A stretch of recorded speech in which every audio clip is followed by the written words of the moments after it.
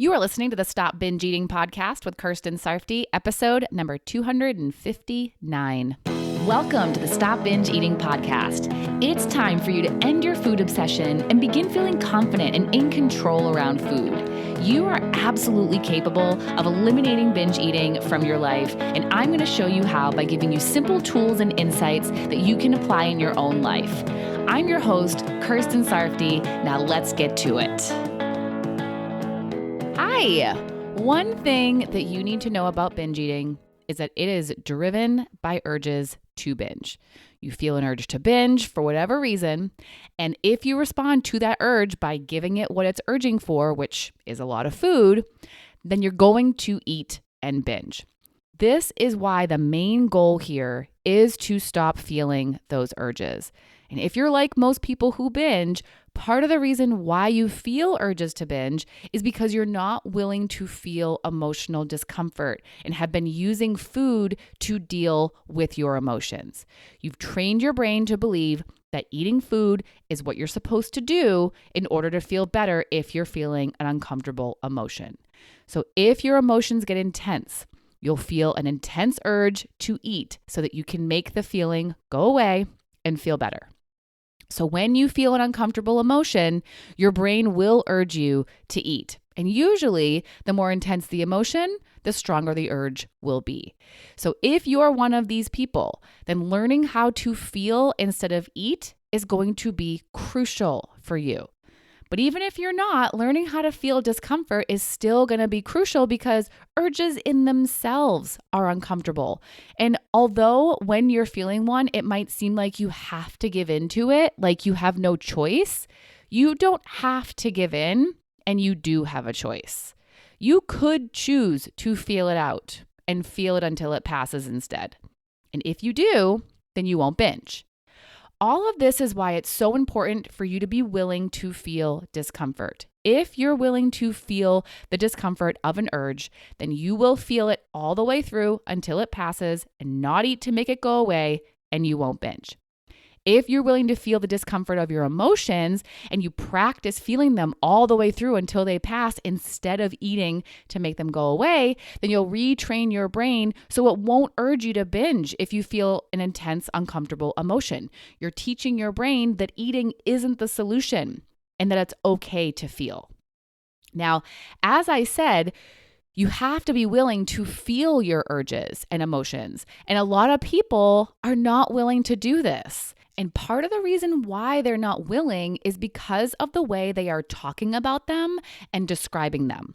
The way they are describing urges and emotions is making them sound not only unappealing, but unbearable, intolerable, painful, or scary.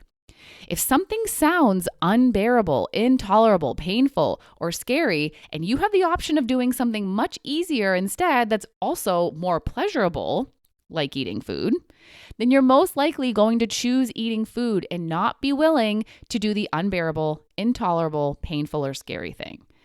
Now, yes, urges and some emotions are uncomfortable. We, of course, would rather not feel them at all. We're not going to deny that, but we're going to feel them. And if you're going to stop binge eating, you have to be willing to feel them. And the way you describe that discomfort is either going to make it easier or harder for you to feel it. It will make you more willing or less willing to feel it. Imagine if I had just walked indoors in the middle of winter and I told you it was unbearably freezing outside or it's miserably cold. You would probably not want to go out there if you didn't have to. But if I told you it's not that bad, it's uncomfortable, but tolerable, you'd be more willing to go out there, right? Now, these are just descriptions. They're not facts. The only fact is that it's X degrees, or maybe with a wind chill, it feels like X degrees. My descriptions of how cold it is are just my opinion about the temperature outside. You may go out there and totally disagree with me. You may think it's not that bad when I think it's painfully bad, or vice versa.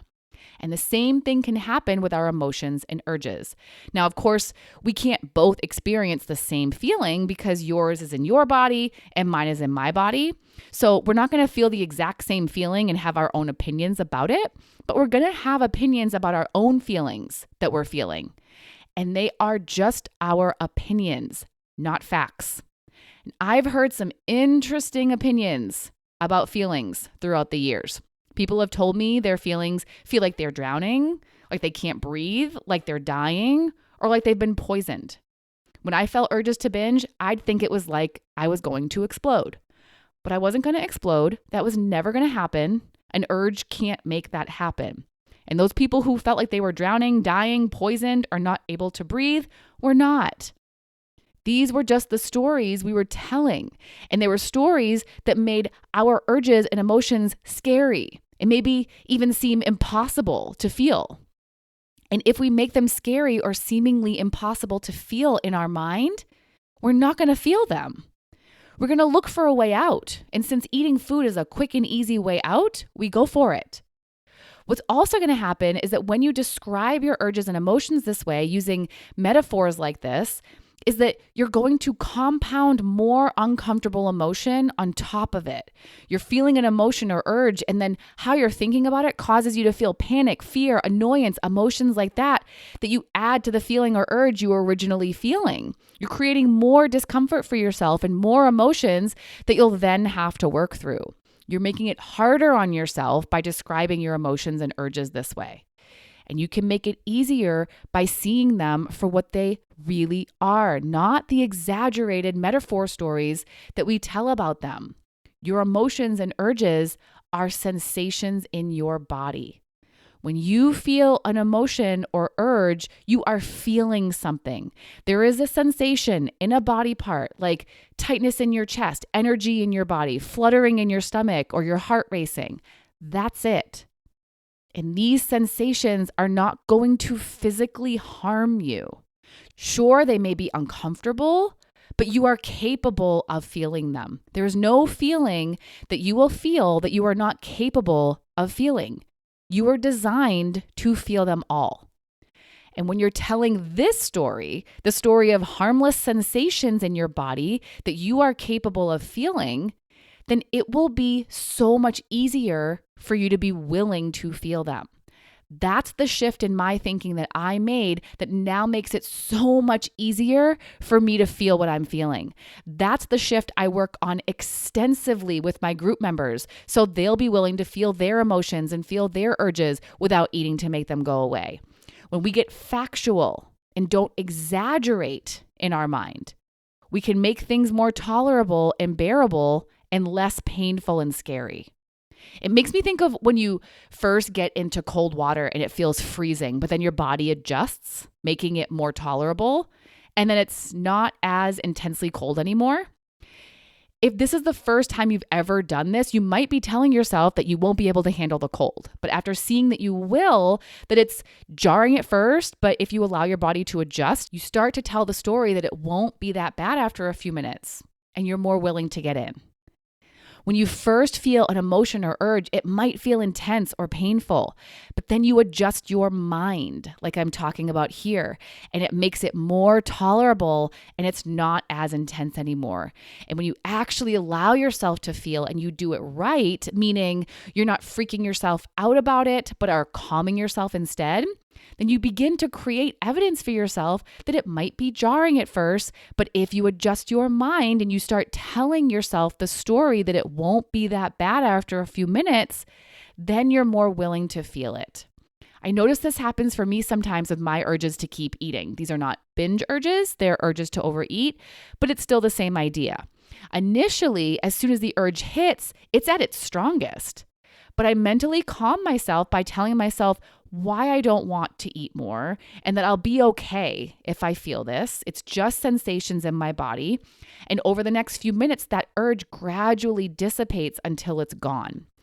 And I helped that to happen by not making it bigger than it is. I get factual about it. It's sensations that will pass. And because I know it's there because I'm desiring more, I can decrease my desire by telling myself the honest truth about why I truly don't want more. You have more influence over how intense your urges and emotions are and how long they stay intense and how you handle them than you think you do. We're not able to just flip them off like a switch unless, of course, you eat, but I'm assuming you're here because that's not what you want to be doing. And although we can't just switch them off, we can manage our thinking to make the experience of feeling them easier on us. So notice how you're describing your emotions and urges, and if your descriptions are causing you to feel more uncomfortable emotions on top of what you're already feeling, or if they're making you resistant to feeling your feelings, know that the story you're telling is optional. You don't have to tell it that way. You can get factual with what's really happening. I wasn't going to explode. I was just feeling tightness in my chest and energy in my body. I'm capable of feeling any feeling. I was designed to feel them all. And that to me feels so much more manageable. I can feel sensations, and so can you. All right, now you go feel those sensations so you can prevent yourself from binging, and I will talk to you again soon. Bye-bye.